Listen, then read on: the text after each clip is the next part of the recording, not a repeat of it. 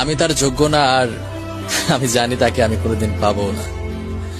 তবে এটা ভেবে সারা জীবন খুশি থাকবো, সে আমাকে একটা সময় অনেক ভালোবাসতো। কাকে বিশ্বাস করব?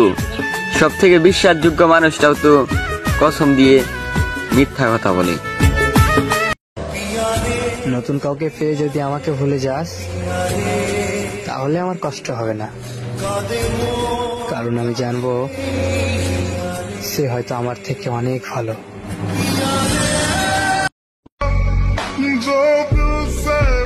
কোনো কারণ ছাড়াই ছাইরা গেছো তুমি, একটা বারো ভাবো নাই কেমনে থাকবো আমি।